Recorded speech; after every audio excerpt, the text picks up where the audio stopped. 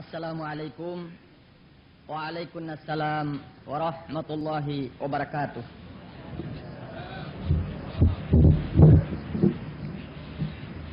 Alhamdulillah Thumma alhamdulillah Al-qail fi muhkami tanzilih Laqad ja'akum rasulun min anfusikum Azizun alaihi ma anittum Harisun alaikum bil mu'minina raufur rahim. Fa in tawallaw faqul hasbiyallahu la ilaha illa huwa alaihi tawakkaltu wa huwa rabbul arsyil azim. Innallaha wa malaikatahu yusalluna 'alan nabi. Ya ayyuhalladzina amanu sallu 'alaihi wa sallimu taslima.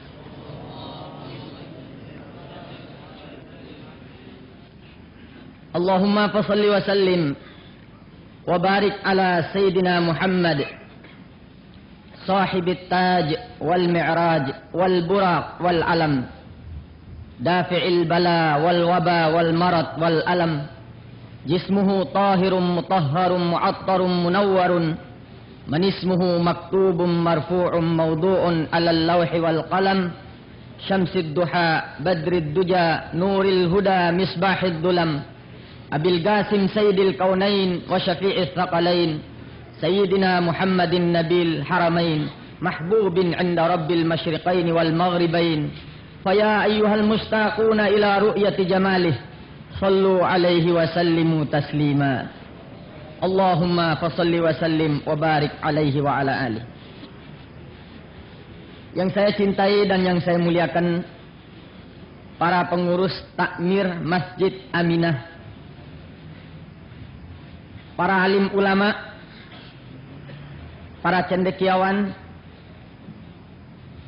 bapak-bapak hadirin dan ibu-ibu hadirat yang sama-sama berbahagia. Tadi disinggung bahwa saya mencintai orang Singapura. Betul.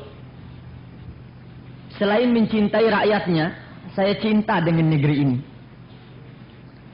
Seolah-olah negeri ini surga bagi saya. Kalau seandainya saya seorang yang datang dari negeri jauh dan bukan daripada penduduk negeri ini, mencintai negeri ini, tentu saya berkeyakinan besar bahwa rakyat Singapura lebih cinta kepada negerinya daripada saya yang datang kemari. Cinta kepada negeri merupakan perintah di dalam agama. Hubbul watan minal iman. Cinta kepada negeri adalah merupakan separuh daripada keimanan terhadap Allah Subhanahu wa ta'ala. Makkatul Mukarramah, bagi yang sudah pernah naik haji ataupun yang belum pernah menginjakan kaki di sana, tentu sudah dapat membayangkan betapa gersangnya tanah Makkah itu. Tanah yang penuh dengan lautan pasir. Bukit-bukitnya berpohonkan batu. Rakyatnya tentu lebih gersang lagi akan hatinya. Pernah saya naik mobil dari Makkah ke Madinah. Secara kebetulan supirnya orang Madinah. Sangat dikenal di mana-mana bahwa orang Madinah jauh lebih lembut dan lebih bagus budi pekertinya daripada orang Makkah. Yang membawa saya untuk bertanya, kenapa sih orang Makkah itu kasar-kasar dan orang Madinah ini lembut-lembut hatinya? Supir ini langsung menjawab, kenapa tidak kasar orang Makkah? Tiap hari menghadap batu. Begitu gersangnya batu menjangkit kepada hati mereka, gersang seperti batu pula. Makanya membawa mereka punya hati kasar dan keras sifat dan tabiatnya. Tapi kami di Madinah, pohon menghijau, pohon-pohon kurma menghijau di padang Madinah. Kemudian kami selalu berhadapan dengan khairul bashar. Hati kami selalu terikat dengan sebaik-baiknya manusia, yaitu Muhammad sallallahu alaihi wasallam. Pengaruh dari tabiat Muhammad inilah yang membawa hati kami selalu lemah lembut dan budi pekerti kami menjadi budi pekerti yang mulia di sisi sesama manusia. Tapi kenapa Nabi Muhammad sallallahu alaihi wasallam dilahirkan di tanah Makkah? Kalau kita baca sejarah, keturunan Nabi Muhammad mulai dari Ismail alaihi salam, semuanya menurunkan benih-benih yang sangat mulia dan sangat tinggi kepribadiannya. Sampai kepada Abdul Muttalib. Abdul Muttalib baru berumur 6 tahun, sudah menjadi sorotan pandangan rakyat Makkah. Kalau ada terjadi tidak turun hujan, rakyat Makkah semua datang kepada Abdul Muttalib untuk meminta doa liwat Abdul Muttalib guna bermohon kepada Allah SWT supaya diturunkan hujan. Bisa terjadi, boleh terjadi, belum selesai doa Abdul Muttalib sudah diturunkan hujan oleh Allah Subhanahu wa taala. Sehingga semua rakyat Makkah mempunyai kepercayaan kepada Abdul Muttalib. Setelah Abdul Muttalib menjadi dewasa, pimpinan Makkah diserahkan kepada Abdul Muttalib, dan Abdul Muttalib salah seorang daripada penjaga Ka'batul Mukarramah yang dibikinkan oleh Nabi Allah Ibrahim dan Nabi Allah Ismail alaihi salam. Di sana Abdul Muttalib selalu punya perbuatan menjadi tetamunya orang-orang yang datang haji. Haji bukan saja di zaman Nabi Muhammad. Haji mulai zaman Nabi Allah Adam alaihi salam sampai kepada Nabi Allah Ibrahim yang membangun Ka'bah itu dengan secara kolektif. Baru manusia tahu bahwa haji itu diumpamakan atau diiktibarkan mulai zaman Nabi Allah Ibrahim alaihi salam. Tapi sebenarnya haji mulai dari Nabi Adam sampai kepada nabi-nabi yang lain semuanya datang melakukan tawaf di Ka'batul Mukarramah. Begitu pekerjaan Abdul Muttalib. Bagi orang-orang yang tawaf, beliaulah yang datang membawa air minum dan makan makanan untuk orang-orang yang melakukan ibadat tawaf di Ka'batul Mukarramah. Sampai kepada Abdul Muttalib setelah berumur lanjut lebih kurang 60 tahun, Makkah menjadi pusat perdagangan dan pusat tempat orang-orang di sekitar Jazirah Arab untuk berkunjung, melakukan hubungan silaturahim, melakukan hubungan dagang, melakukan peribadatan. Dan membawa Raja Yaman kekurangan rakyat yang mengunjungi ke sana, sehingga dia mengirim tentara Fil untuk menghancurkan Ka'bah. Mungkin Raja Habasyah, Raja Yaman di waktu itu berkata bahwa ini yang mengakibatkan runtuhnya negaranya, yaitu dengan adanya Ka'bah dengan besar dan tinggi serta mulia daripada akhlak Abdul Muttalib. Tapi sampai di sana, rakyat Makkah pada dalam keadaan khawatir. Abdul Muttalib mengumpulkan semua rakyat Makkah. Wahai rakyat Makkah, wa innal Ka'bata laha rabban yahmiha. Kamu orang tidak usah khawatir, karena Ka'bah ada Tuhan yang menjaganya. Dalil ucapan ini membuktikan bahwa Abdul Muttalib telah mengenal kepada Tuhannya Allah dan beragama agama Nabi Allah Ibrahim alaihi salam, yang disebut ad-dinul hanifi atau agama Islam. Tentara Fil ketika sampai di perbatasan tanah Makkah, rakyat Makkah diperintah oleh Abdul Muttalib supaya pergi naik ke Jabal Gubes. Tidak usah melawan mereka. Kita tidak kuat untuk melawan mereka karena mereka mempunyai senjata yang kuat. Naiklah semua ke Jabal Gubes. Biarkan Ka'bah itu Allah Ta'ala yang menjaganya, yang punya, dia yang berhak untuk menentang dan melawan permusuhan itu. Bagi Allah Ta'ala segala sesuatu itu sangat kecil urusannya. Wa idza qala lahu kun fayakun. Bagi Tuhan cukup berkata jadi segala apa yang dikehendakinya. Hancur segala apa yang dikehendakinya. Kalau manusia perlu bikin nuklir, perlu bikin atom, perlu bikin senjata kalau mau berperang, Allah Ta'ala tidak perlu bikin senjata. Makanya di waktu Namrud bertanya kepada Nabi Ibrahim, wahai Ibrahim, kau berkata bahwa Tuhan kamu itu Allah, beritahukan Tuhanmu supaya berperang dengan aku. Ditantang oleh Namrud. Kata Nabi Ibrahim, tidak ada yang kuat melawan Allah.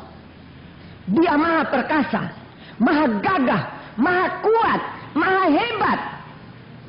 Tidak, kata Namrud, aku lebih hebat daripada Tuhan kamu, wahai Ibrahim. Kapan Tuhan kamu mengirim tentara dan senjatanya? Akan aku siap untuk melawan dia. Kata Nabi Ibrahim, besok sore saja. Sebab umat Islam perlu berdoa. Dan di dalam berdoa baru diterima oleh Allah. Perlu mujahadah. Tidak sembrono kita berdoa langsung diterima oleh Allah. Harus ada syarat. Harus bisa mujahadah. Memperbanyak sujud kepada Allah. Atau menangis kepada Allah. Kalau langsung ketawa-ketawa enak-enak, langsung berdoa, ya Tuhan aku minta rizki yang banyak. Biar 100 tahun Allah Ta'ala tidak akan kasih rizki yang banyak.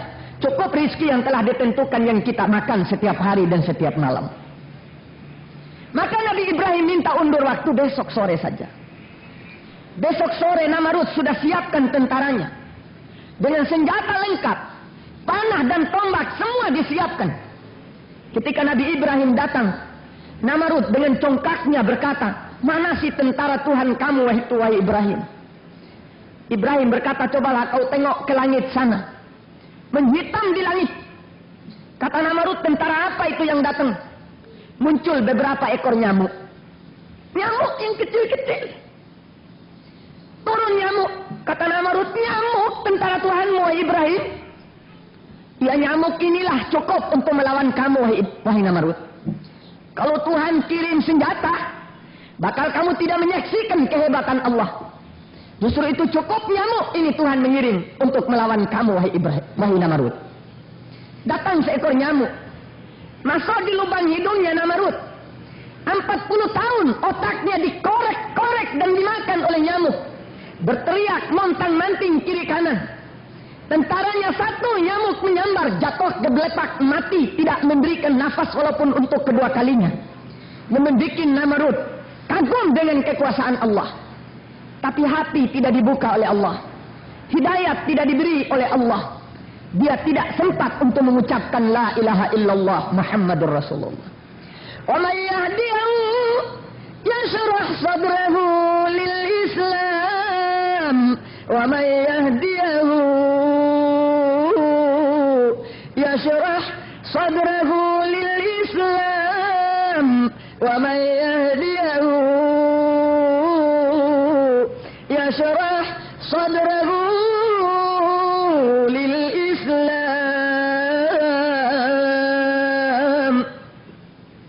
Kalau memang Allah mau kasih hidayat sama hambanya, dibuka hati hamba itu untuk senang memeluk agama Allah Subhanahu wa ta'ala.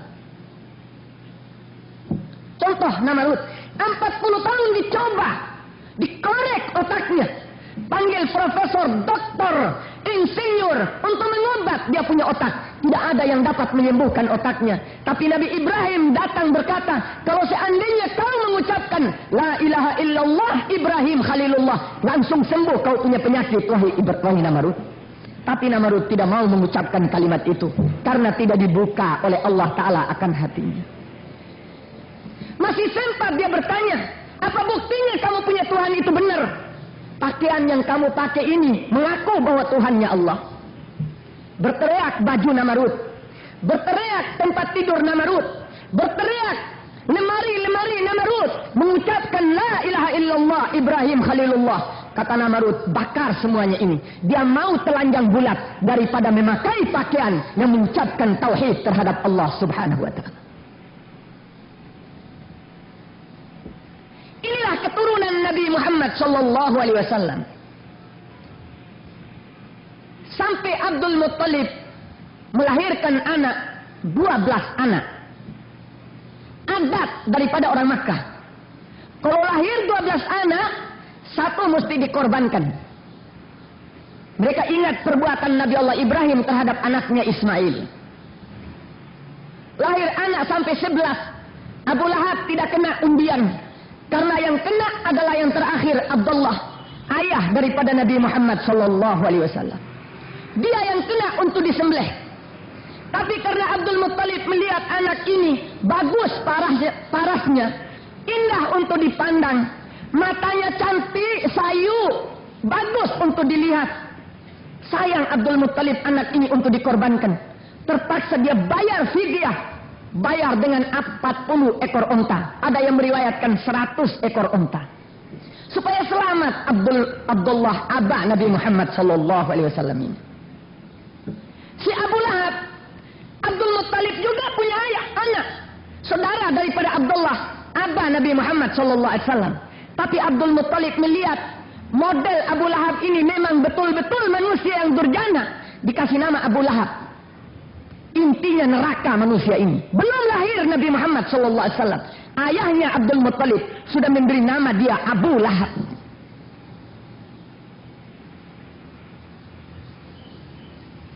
Abdullah yang suka kita sebut Abdillah, karena bin, kalau pakai bin menjadi kasrah isim itu, bin Muhammad bin Abdillah. Tapi kalau jatuh di awal kalimat menjadi mubtada, maka dia menjadi dhammah, Abdullah bin Abdul Muttalib. Jadi nama ayah Nabi Muhammad Abdullah. Seandainya Abdul Muttalib ini tidak kenal Allah, tidak bakal dia kasih nama anaknya Abdullah. Ini juga sebagai bukti yang kedua bahwa Abdul Muttalib adalah seorang yang sudah beriman kepada Allah Subhanahu wa taala. Setelah berusia Abdullah umur 25 tahun, Abdul Muttalib sudah mencapai umur 90 tahun. Sudah tidak kuat lagi bekerja keras, sudah tidak kuat lagi berdagang, sudah tidak mampu lagi untuk selalu pergi ke masjid. Akhirnya Abdullah dipanggil oleh ayahnya Abdul Muttalib. Wahai Abdullah, saya ini punya usia sudah lanjut. Saya kepingin untuk melihat cucu anak daripada kamu. Tolong engkau kawin wahai Abdullah. Apa jawab Abdullah di zaman itu? Bukan seperti Abdullah zaman sekarang. Abdullah itu berkata, apa kata ayah? Itu yang saya akan lakukan. Tapi Abdullah abad ke-20 tidak. Pilihan saya sendiri. Tidak mau ikut perkataan orang tua. Tidak mau ikut pilihan ayah atau pilihan ibu. Karena hidup orang di abad ke-20 terlalu romantis. Kalau tidak baku cinta dulu, tidak baku pacar dulu, katanya tidak bahagia di dalam hidup rumah tangganya. Mana mungkin bahagia? Dia berpacaran 3 tahun. Sudah habis pipi ini dicium 3 tahun, belum lagi dia diakadkan. Maka di waktu akad, perlu malam pengantin baru, sudah usang ini ciuman, sudah habis dia rasakan. Sehingga mau merasakan nikmat malam pengantin baru, tidak dia bisa rasakan. Inilah model abad ke-20. Kalau kita membiarkan kita punya hidup untuk berpacaran dahulu, sebelum kita diakad menurut ajaran agama Nabi Muhammad SAW. Pendidikan siapa sih pacaran itu? Waktu Nabi Nuh alaihi salam ketika diganggu oleh umatnya, Nabi Nuh berdoa, ya Tuhan kasih banjir biar manusia umatku ini mati semuanya. Nuh, kalau kau mau minta banjir supaya kau siap perahu, siap kapal. Di mana aku bikin kapal ya Allah? Bikin di atas gunung. Yang dulunya Nabi Nuh dicaci maki, orang gila, orang yang tidak keruan-keruan oleh umatnya, tambah bikin kapal di atas gunung, tambah dicaci maki oleh umatnya. Karena bertentangan dengan otak orang banyak. Biasa manusia bikin kapal di tepi pantai, Tapi Nabi Nuh bikin kapal di atas gunung. Sehingga umatnya berkata, betul-betul manusia gila yang tidak patut untuk dijadikan ikutan Nuh ini. Tidak senonoh dengan akal pikiran orang banyak. Semua rakyat sudah lihat perbuatan Nuh bikin kapal di atas gunung. Rakyatnya semua berkata, mari kita pergi berak-berak di sana saja. Jangan berak di WC. Semua tiap pagi pergi berak di kapalnya Nabi Nuh. Sampai penuh kotoran kapalnya Nabi Nuh. Nangis Nabi Nuh kepada Allah SWT. Ya Allah, ya Ilahi. Tidak jadi perahu ini. Sudah jadi jamban WC, tempat orang buang air, ya Allah. Akhirnya, memang manusia punya perbuatan suka ikut-ikut. Dia lihat perbuatan orang salah, kalau lihat banyak, oh ikut saja, itu pasti benar karena banyak. Pergi juga yang pincang, ikut juga naik merangkak pergi ke gunung. Mau pergi buang air di WC kapalnya Nabi Nuh. Naik di sana, berpincang, licin rupanya. Terpeleset, jatuh dia di dalam kotoran itu. Sudah jatuh, tahu-tahu sembuh penyakitnya. Pincangnya jadi sembuh. Dia turun ke kota, semua orang melihat, dulu si fulan itu pincang, kok hari ini jadi sembuh? Ditanya, diinterview. Kalau begitu, katanya, aku tadi pergi berak di sana, jatuh di kapalnya Nabi Nuh, jatuh di dalam kotoran, aku keluar, tahu-tahu sembuh, aku punya penyakit. Semuanya berkata, kalau begitu jadi obat itu kotoran kita. Semua pergi lari, bawa ember, bawa canting untuk mengambil kotoran itu. Sampai habis kotoran di kapal Nabi Nuh. Ada yang ketinggalan, bawa pisau, dikerok-kerok sampai bersih, najis di tempat kapal Nabi Nuh alaihissalam. Makanya kita umat Islam diberi pendidikan. Kalau kita lihat orang berbuat salah, kita harus timbang, kita harus kembalikan kepada Al-Quran. Apa ini cocok dengan Al-Quran? Cocok dengan hadis Nabi atau tidak? Kalau tidak cocok dengan Al-Quran, tidak cocok dengan hadis Nabi, biar lagi manusia satu dunia mengerjakan. Tinggal kita sendiri yang berdiri, yang cocok dengan Al-Quran. Itulah yang patut kita ikuti dan kita tauladani. Karena ajaran Nabi Muhammad SAW selalu tidak mengikuti nafsul ammaratu bisu.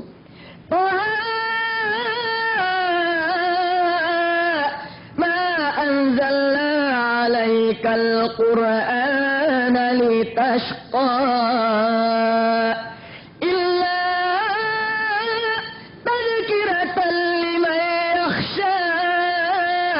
Itu Allah Ta'ala mendidik Nabi Muhammad SAW. ما أنزلنا عليك القرآن لتشقى. Tidak akan membawa kemudaratan Al-Quran itu untuk kita kerjakan, untuk kita laksanakan. Selagi manusia mengikuti Al-Quran, itulah yang akan memberi kebahagiaan hidupnya dunia dan akhirat. Akhirnya, sudah bersih. Kata Allah Ta'ala, siapkan Nuh. Semua suami istri orang beriman kasih naik di perahumu. Semua binatang kasih naik.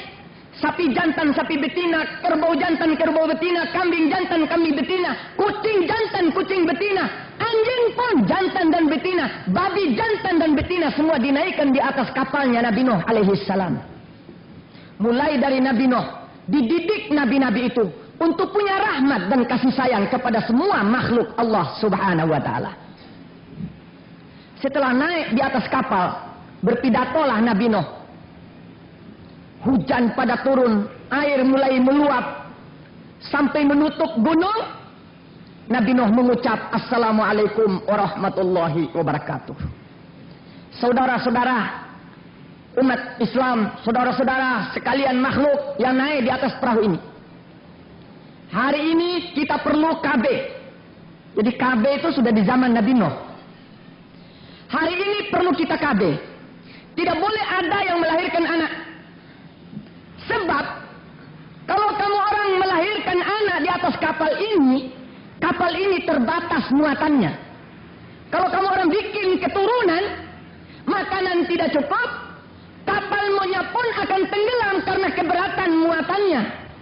Jadi jangan ada yang punya hubungan, jangan ada yang berpacaran, jangan ada yang mendekati istrinya. Ini isi pidato Nabi Allah Nuh alaihissalam. Tapi apa kata si anjing? Mana tahan? Kata si anjing, mungkin kita bakal berbulan-bulan di atas kapal ini. Mana tahan, mana mungkin. Akhirnya dia cari tempat-tempat yang sembunyi, berpacaran ini si anjing.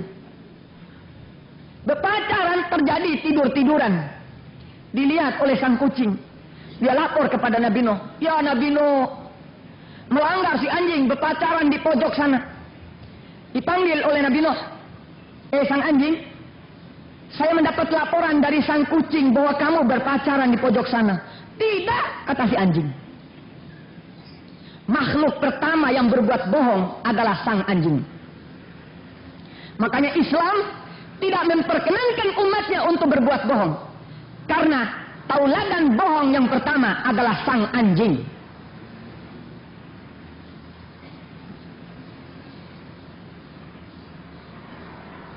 Beberapa hari lagi, si kucing ini rupanya tukang mengintip anjing saja.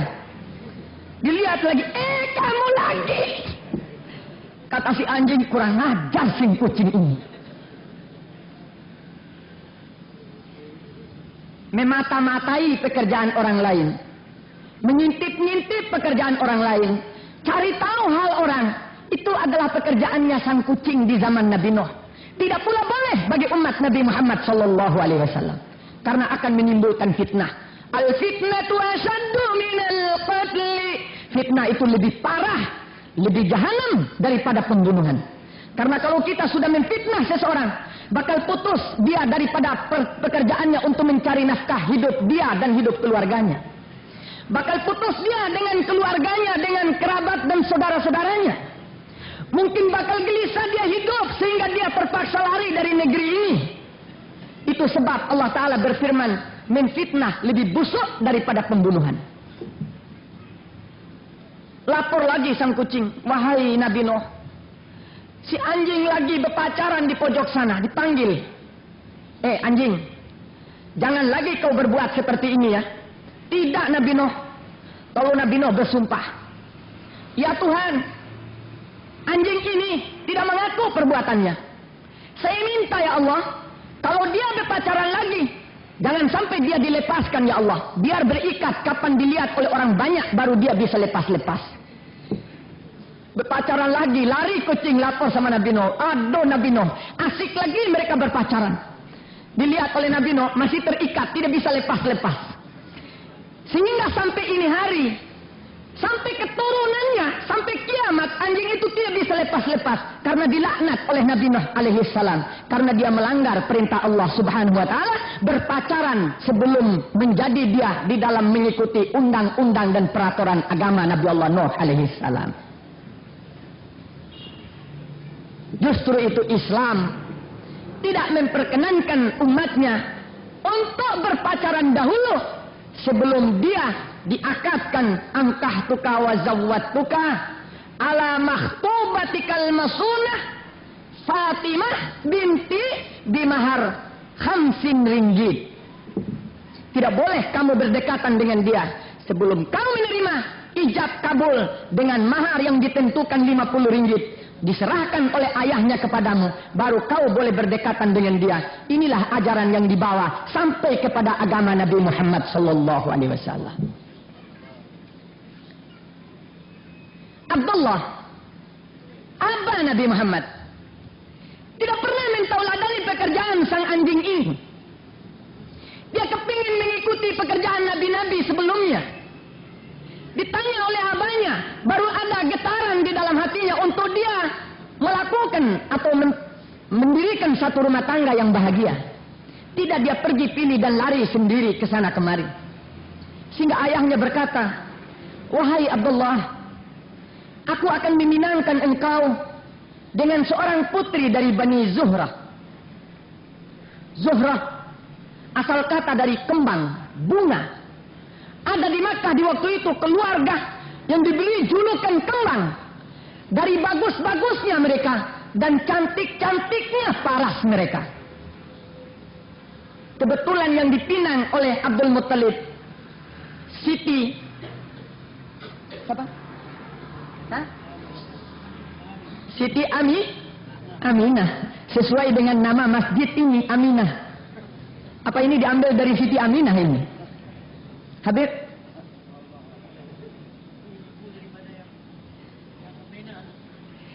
ibu yang membina masjid ini namanya Siti Aminah.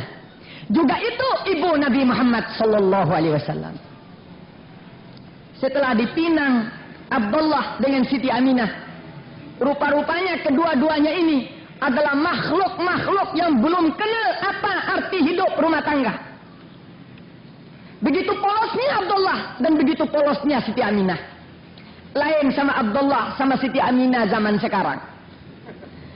Aminah zaman sekarang kalau tidak diganggu, ngomel, marah, congkaknya, tidak mau tegur aku. Ini Aminah zaman sekarang. Akhirnya Abdullah berani terkenang di malam itu. Di saat bulan berada di ufuk timur, sayup-sayup angin sepoi-sepoi basah. Di waktu aku duduk di Cangkrut, tidak terbayang yang cantik di kota Singapura ini hanya engkau, wahai Aminah. Bingung Siti Aminah. Malam Siti Aminah baca, aduh, aku yang paling cantik di Singapura ini. Sudah itu surat ditaruh di bawah bantal. Lampu kasih mati. Tapi mata tidak mau terkatup tidur. Terbayang-bayang Abdullah yang kirim surat kepadanya. Kasih nyala lampu, buka lagi bantal. Masya Allah, tutup lagi. Sampai subuh abahnya kasih bangun. Aminah, Aminah sembahyang. Iya, Abah.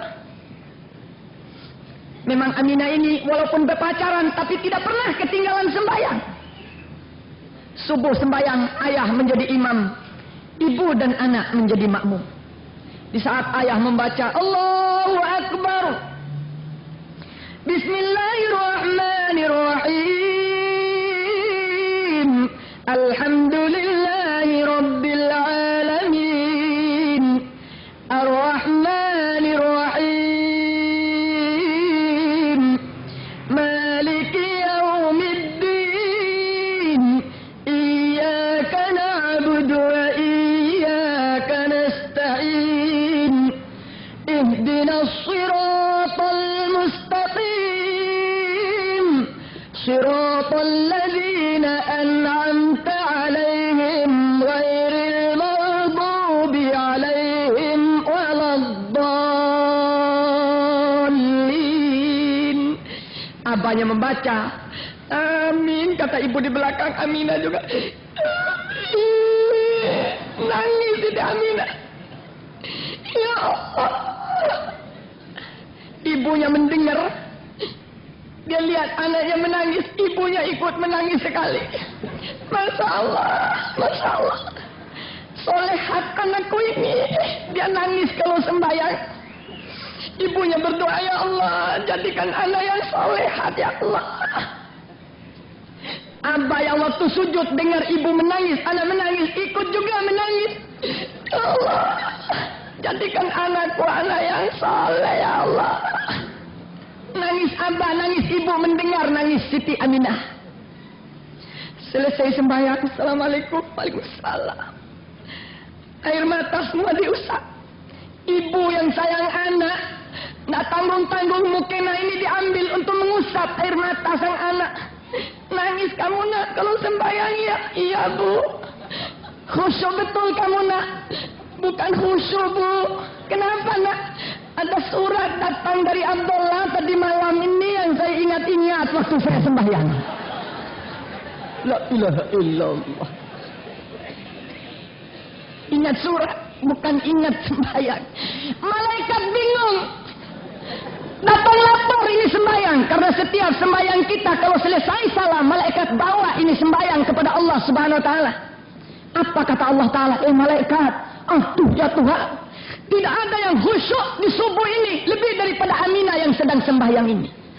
Nangis dia, ya Allah, mulai awal sampai akhir. Malaikat, goblok kamu. Bukan nangis khusyuk, ingat aku itu, ingat pacarnya, wahai malaikat. Fadribu biha wajha abdi. Lemparkan ke muka hambaku yang sembahyang tidak khusyuk itu. Maka kita kalau sembahyang tidak khusyuk, bakal dikembalikan oleh Allah Ta'ala kepada kita akan solat dan sembahyang kita. Tidak diterima oleh Allah Subhanahu Wa Ta'ala. Tapi ibu setelah mendengar anaknya Aminah dapat surat pacar, ibu bilang, Alhamdulillah, Alhamdulillah, syukur ya Allah, anakku dapat pacar. Ibu abad ke-20 takut kalau punya anak gadis, kalau tidak dapat pacar, mengucap Alhamdulillah, anaknya melanggar perintah Allah Subhanahu wa ta'ala. Anak mendengar ayah setuju, ibu setuju, dia lapor sama Abdullah. Abahku setuju deh, ibuku setuju, bebas kita, kau boleh pergi ke rumah. Pergi Abdullah. Ini Abdullah abad ke-20 dan ini Aminah abad ke-20. Tapi ibu abah Nabi Muhammad yang namanya Abdullah dan Siti Aminah tidak tahu urusan rumah tangga ini sama sekali. Malah mereka kawin pun tidak tahu bagaimana urusan laki-laki dengan perempuan kalau sudah kawin. Itu menurut sejarah. Sehingga diberitahu oleh Abdul Muttalib, abahnya, kalau kawin itu, kamu mesti begini-begini punya perbuatan sama istrimu, supaya kamu bisa punya anak seperti aku. Oh begitu, Bah ya. Tapi apa yang terjadi? Setelah kawin 2 bulan, karena ayah Abdul Muttalib sudah mulai miskin hidupnya, dan keluarga mereka tidak ada yang kaya raya, terpaksa Abdullah mencari teman untuk pergi berdagang. Kata Abdul Muttalib, bolehlah nak kau pergi berdagang, asal dikasih izin oleh istrimu. Setelah datang Abdullah kepada Siti Aminah, Siti Aminah berkata, wahai Abdullah, kita ini baru bulan madu, baru saya merasakan nikmat pernikahan saya denganmu. Janganlah engkau pergi jauh dulu, wahai Abdullah. Namun Abdullah merasa bertanggung jawab. Ar-rijalu qawwamuna 'alan nisa'. Memang orang laki-laki yang bertugas dan berhak untuk memberikan nafkah, untuk mengatur hidup wanita di dalam rumah tangga, yang membentuk rumah tangga menjadi solehat. Abdullah berkewajiban harus menjalankan tugas supaya Aminah bisa hidup bahagia dunia, supaya Aminah dapat mesra di dalam menjalankan tugas hidupnya. Terpaksa Abdullah berkata, harus aku pergi berdagang besok, wahai Aminah. Satu malam Abdullah membisik kupingnya Aminah, tetap Aminah tidak setuju. Sampai subuh hari, datang teman-teman Abdullah mengetok pintu. Abdullah, sudah subuh ini, kita berangkat. Turunlah Abdullah, diantar oleh Siti Aminah sampai ke halaman rumah. Dilihat teman-temannya sudah siap, dengan istri-istrinya sedang mengantar. Turun Aminah memakai kudung, menutup mukanya, sambil meneteskan air mata karena akan melepaskan Abdullah. Baru kawin 2 bulan. Si istri-istri teman, mengucapkan dah, senang karena suaminya pergi berdagang bakal bawa uang banyak. Tapi Aminah menangis meneteskan air mata, ya Abdullah, jangan lama-lama engkau di negeri orang. Aku berdoa mudah-mudahan engkau cepat kembali membawa rizki untuk kepentingan hidup kita bersama. Berangkat si Abdullah. Siti Aminah menundukkan kepala. Abdullah naik di onta. Aminah menangis terseduh-seduh, mengangkat kata pun tidak ucap. Akhirnya berjalan itu onta. Si Abdullah tetap memandang wajah Aminah, dan Aminah juga tetap memandang wajah Abdullah. Semua istri teman-teman sudah pada pulang karena suaminya mulai berjalan dengan ontanya. Tapi Aminah tetap berdiri di tempat itu, tidak bergerak selangkah pun. Ingin melihat sejauh pandang suaminya pergi jauh. Berjalan ontanya Abdullah. Aminah melihat sampai sejauh pandangan. Tidak lihat lagi Abdullah pergi. Siti Aminah melihat ke tanah, mengambil bekas telapak kaki daripada Abdullah. Debu-debu pasir yang menjadi bekas telapak kaki Abdullah diambil oleh Siti Aminah. Dia usap di mukanya. Tanda cinta terhadap suaminya. Lain Aminah zaman sekarang. Kalau suaminya pergi jauh, habis lipstik 10 macam tiap hari. Biru, hijau, merah, semua dipasang di bibirnya. Kalau bila perlu dulu, pupurnya cuma 1 senti. Ini hari 5 senti pupur dipasang di muka. Segala make up diatur. Karena suami tidak melihat dia lagi. Tapi ibu-ibu di Singapura lain, insya Allah. Tidak Bu ya? Karena suami di sini tidak jauh-jauh perginya. Paling keliling sekitar Singapura sini. Makanya saya lihat nikmat kalau saya kembali ke kota Singapura ini. Nikmat melihat kaum muslimin di sini. Begitu bersatu, begitu tekun menjalankan agamanya. Pupur tidak terlalu keliwat batas saya lihat. Lipstik juga tidak terlalu merah-merah di bibirnya. Biasa saja Bu ya. Lebih-lebih kalau masuk masjid, tidak usah pakai make-up. Ambil wudhu, insya Allah itu menjadi nur akan nanti diberikan oleh Allah Subhanahu Wa Taala. Tapi kalau pergi pesta pengantin, perlu make-up yang bagus-bagus. Asal jangan alis dicukur habis gundul. Pupur yang bagus, yang menurut ajaran agama. Pakai jilbab, pakai kudung, pakai baju yang menutup aurat. Insya Allah kita selalu diridhoi oleh Allah Subhanahu Wa Taala. Sudah pergi Abdullah. Siti Aminah tiap malam tidak bisa tidur. Tiap malam dia memikirkan tentang suaminya yang pergi jauh. Satu kali waktu Aminah terasa sakit perut. Muak. Seperti orang mau muntah. Tengah malam dia turun cari obat. Di mana ada obat muntah ini? Kebetulan ada nenek di sebelah rumah. Dengar oleh-olehnya Siti Aminah. Dia pun turun. Mau bawa, mau kasih tahu Aminah. Ketemu di tengah jalan. Lalu ibu itu bertanya. Si nenek ini bertanya. Mau kemana Aminah? Aku mau muntah-muntah Nek. Loh kau kan sudah kawin. Iya Nek sudah kawin sama Abdullah. Sudah berapa lama kau kawin? Sudah 2 bulan Nek. Oh bodoh kamu Aminah. Kenapa Nek? Itu bukan sakit perut. Itu kamu hamil Aminah. Hamil? Tidak tahu hamil Aminah itu. Aminah sekarang umur 12 tahun urusan tete bengek itu sudah tahu semua. Bagaimana anti hamil sudah tahu. Mau anak jadi jantan sudah tahu. Mau anak supaya betina tahu. Lengkap.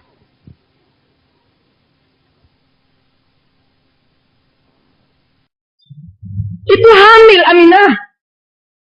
Apa kata Aminah? Alhamdulillah hamil ya. Iya hamil. Jaga perutmu baik-baik nak ya. Jangan angkat yang berat-berat. Nanti gugur kamu. Iya tidak ada akan angkat yang berat-berat. Sudah tahu dia hamil. Tiap tengah malam dia turun di halaman rumahnya. Berdoa ini Siti Aminah.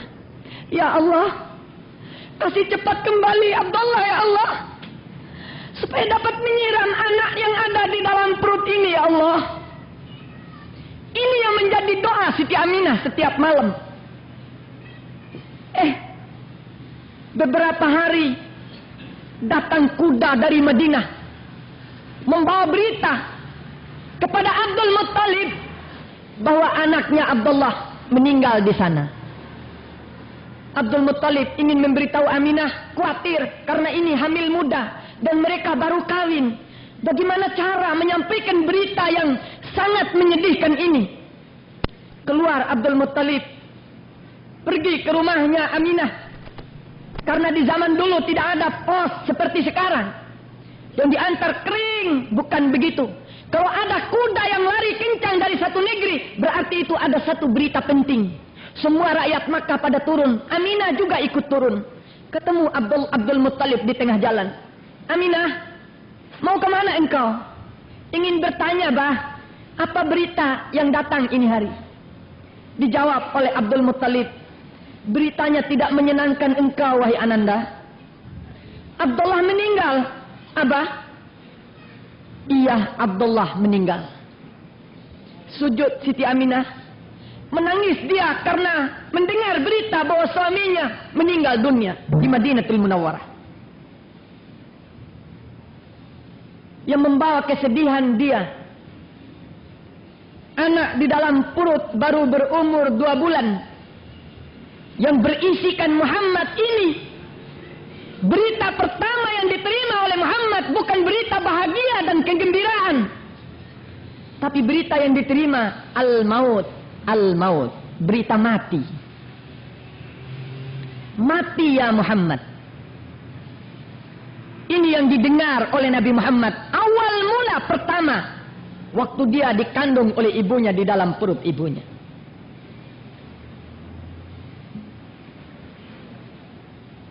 Mati inilah yang menjadi pertanyaan bagi Nabi Muhammad. Mati? Apa itu mati? Sebab kalau manusia ini hidup pasti lupa dengan mati. Kita duduk dari tadi, tidak ada yang ingat mati. Menyangka semuanya hidup sampai kiamat. Kata Rasulullah SAW, Ya Aisyah, udkuri hadhi min ladzat. Selalulah engkau ingat yang menyembelih semua kenikmatan. Wa ma hiya ya Rasulullah? Apa yang menghancurkan semua kenikmatan itu ya Rasulullah? Qala al-maut, al-maut, al-maut. Mati wahai Aisyah. Sehingga Nabi setiap hari mengingat mati tidak kurang daripada 70 kali. Justru itu bapak dan ibu, adik-adik, saudara-saudara yang sama-sama berbahagia. Kita hidup di dalam kegelimangan nikmat yang begini luar biasa, supaya jangan sampai kita lengah bahwa kita bakal akan menghadapi al-maut itu. Bismillahirrahmanirrahim. Tabarakalladzi biyadihil mulku wa huwa ala kulli syai'in qadir. Alladzi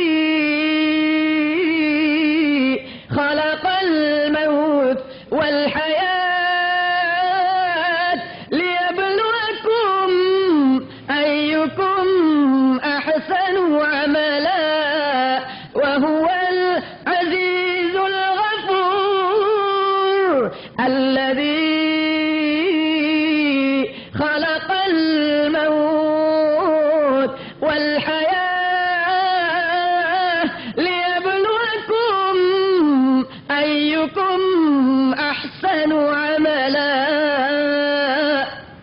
Di dalam Al-Quran Allah Ta'ala mendahulukan mati daripada hidup, karena tahu Tuhan bahwa manusia bakal lupa dengan mati itu. Dia yang menciptakan mati dan menciptakan hidup. Untuk kedua-duanya ini diberikan pada manusia supaya Tuhan tahu siapa sebenarnya manusia itu yang bisa dan mau, yang boleh untuk berbuat baik terhadap Allah Subhanahu wa Ta'ala.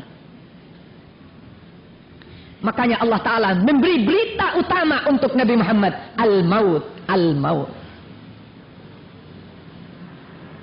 Tiap malam turun lagi Siti Aminah di halaman rumahnya, berubah doa. Ya Allah, tangan kirinya mengusap perutnya yang mengandung Muhammad. Tangan kanannya mengadah kepada Allah Subhanahu wa Ta'ala. Ya Allah, ya Allah, jadikan anakku ini yang parasnya, yang mukanya, yang wajahnya seperti abahnya Abdullah, ya Allah. Ini doa Aminah, ibu Nabi Muhammad sallallahu alaihi wasallam. Kalau kita sekarang, ibu-ibu sekarang mengandung, cari 2 kudu supaya anaknya cantik. Bukan berdoa supaya seperti wajah abahnya atau neneknya. Enggak. Makan buah kudu. Tahu buah kudu? Yang baunya busuk itu, seperti tai kucing. Kepingin anak cantik, tutup hidung waktu mengandung, makan buah kudu. Atau keluarnya gelap kayak bedes. Al-Quran memberi contoh. Kalau mau anak cantik, baca surat Yusuf alaihissalam supaya gagah ganteng seperti Nabi Yusuf. Baca surat Maryam supaya jadi anak yang solehat seperti Siti Maryam alaihissalam. Kok cari macam-macam? Al-Quran itu cukup menjadi pedoman untuk kita hidup umat Nabi Muhammad sallallahu alaihi wasallam. Makanya Nabi bersabda, inni tarikum fikum sakalain ma in tamassaktum bihima lan tadillu ba'di kitaballah wa sunnati. Aku tinggalkan warisan untuk kamu dua perkara. Kalau kamu berpegang teguh kepada dua perkara ini, tidak bakal kamu sesat di dalam hidupmu, yaitu Al-Quran dan sunnatnya Nabi Muhammad sallallahu alaihi wasallam. Kalau kita pegang itu Al-Quran, bakal tidak punya musuh kita. Semua di dalam Al-Quran diajar supaya kita punya rahmat dan punya kasih sayang terhadap sesama makhluk. Pernah zaman Sayyidina Umar, ada seorang tarik kambing, diikat kakinya karena mau disembelih. Ditarik gelundung-gelundung itu kambing. Ditegur oleh Sayyidina Umar alaihissalam. Mau dibawa kemana kambing itu kau diikat kakinya? Ini mau disembelih. Kalau mau disembelih, tambah dikasih gembiralah dia, kata Sayyidina Umar. Ikat lehernya dengan tali yang bagus, yang longgar. Karena dia akan kamu bunuh, katanya Sayyidina Umar. Begitu pula ajaran Nabi Muhammad sallallahu alaihi wasallam. Wa idza dabahtum fa ahsinud dzibhatah. Kalau kamu mau menyembelih, supaya sembelih dah dengan bagus. Kasih tajam pisaumu supaya tidak dirasa oleh kambing yang akan kau sembelih. Begini ajaran kasih sayang yang dibawa oleh Nabi Muhammad sallallahu alaihi wasallam. Islam tidak punya musuh. Seandainya mereka belum memeluk Islam, mereka juga adalah saudara kita di dalam umat Nabi Muhammad sallallahu alaihi wasallam.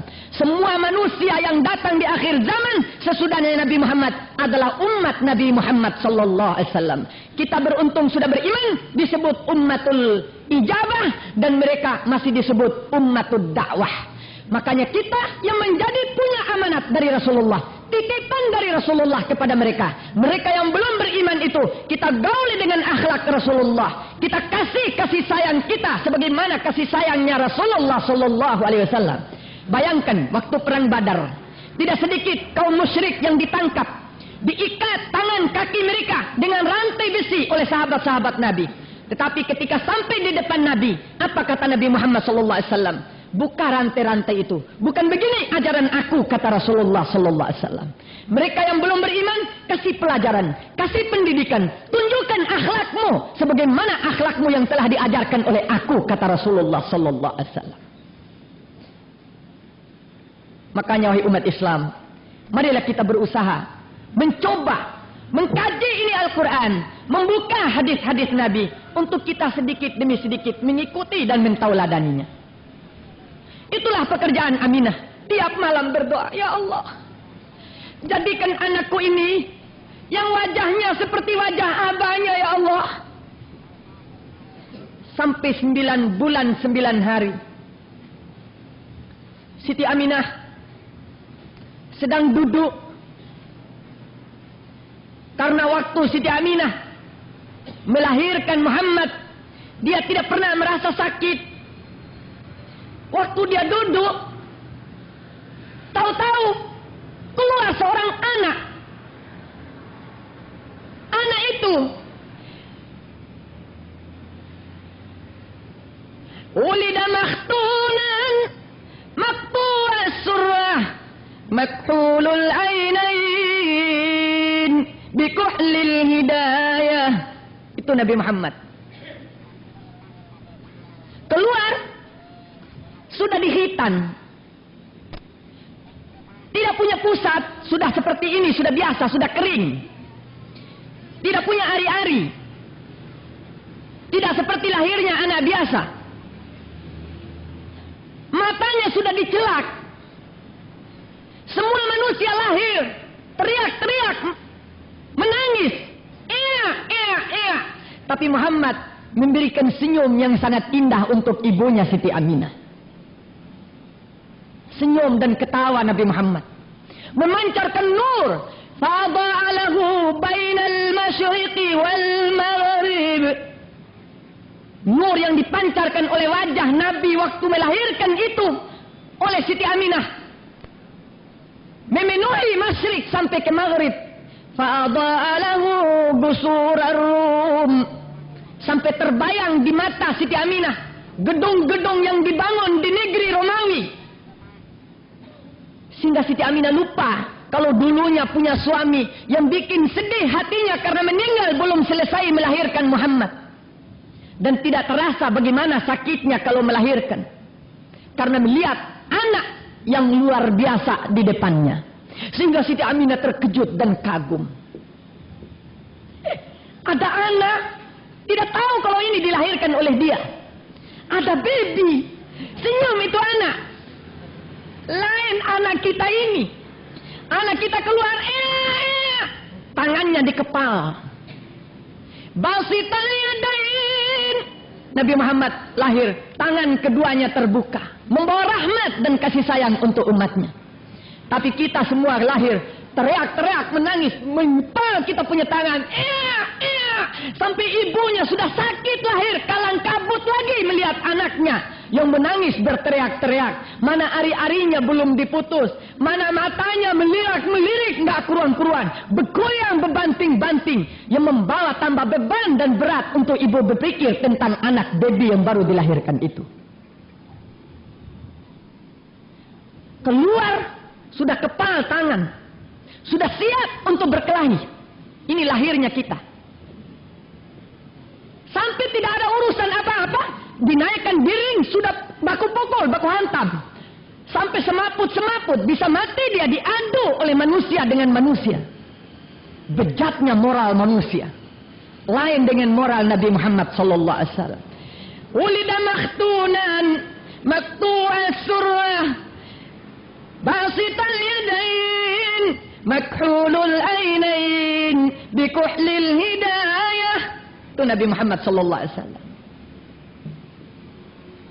Setelah melihat ini baby, Aminah keluar. Aku melahirkan anak. Datang seorang budak. Kebetulan budak Abu Lahab. Yang mau pergi lihat-lihat Siti Aminah. Namanya siapa?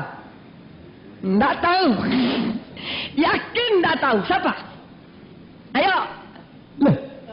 Sejarah Nabi Muhammad harus kita tahu secara mendetail supaya kita bisa mengetahui sebenarnya Nabi Muhammad itu. Siapa nama budak itu, Bu?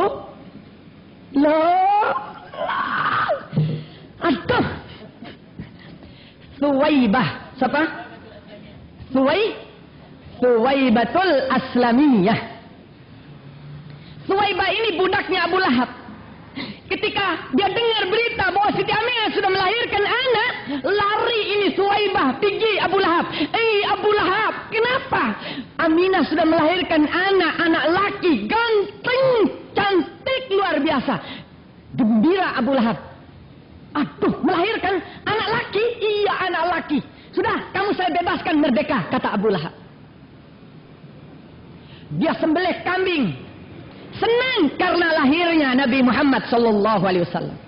Karena senang lahirnya Nabi Muhammad, dan di waktu Nabi Muhammad menyiarkan agama, tidak dia mau beriman, masih mendapat rahmat dari Allah Subhanahu wa taala. Setiap hari Isnin lahir Nabi Muhammad, Abu Lahab di dalam neraka diberi minuman oleh Allah Subhanahu wa taala, diberikan rahmat dan kasih sayang, tidak merasakan adabnya neraka jahanam, wal iyadu billah. Betapa gerangan kita yang beriman, lalu senang dengan wujud dan lahirnya Nabi Muhammad sallallahu alaihi wasallam. Makanya memperingati Maulid Nabi Muhammad sallallahu alaihi wasallam merupakan satu kewajiban bagi setiap person umat Nabi Muhammad sallallahu alaihi wasallam. Walau anna amilna kulla hinin li Ahmad maulidan qad kana wajib. Kalau kita memperingati Maulid Nabi setiap waktu, niscaya merupakan kewajiban bagi kita, kata Al-Imam Ad-Daibai. Kenapa? Karena Nabi inilah yang membawa rahmat, sehingga kita bisa dikasihani oleh Allah, bisa disayangi oleh Allah, kita menjadi bisa beriman, bisa punya masjid, bisa punya Ka'bah, bisa punya kasih sayang, bisa punya hormat menghormati, semuanya karena wujud Nabi Muhammad sallallahu alaihi wasallam. Setelah itu Aminah mengambil anaknya, dia susu ini Muhammad. Susu pertama ibunya sendiri Siti Aminah.